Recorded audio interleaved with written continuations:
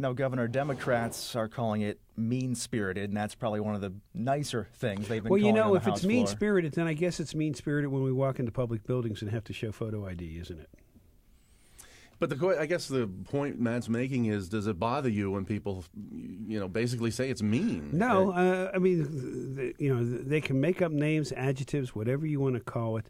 I think the latest poll said 87% of the people in Pennsylvania agree with it, that we should demonstrate who we are before we have the ability to vote.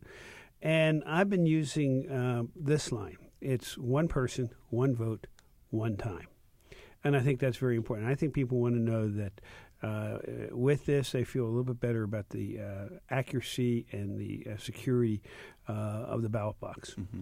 The turnaround would likely be, if you sign the bill as it's written, this would be in place, implemented by the November 6th elections. Right. The primary in April would be used as a test run, and then this would be in place by the primary. By the general. Obviously, there's going to be an adjustment period. Is that a long enough adjustment period for we Pennsylvanians? I think. Well, do you have your driver's license with you? I do. Well, okay. Do you have your driver's license with you? Most people have some form of identification, and I keep hearing people say, "Well, a lot of people don't have it." I don't believe that to be the case.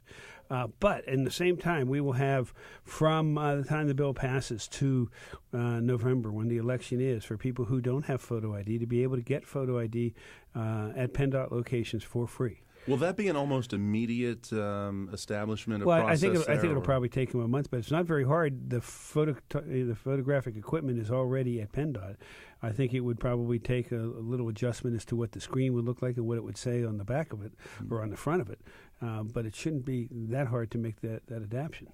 Your budget accounts for $1 million to implement this. Your opponents say it's going to cost $11 million or more. Who's right? I believe we're right. We're in this business a little bit more than the opponents of this are. This is a scare tactic, in my opinion, on their part.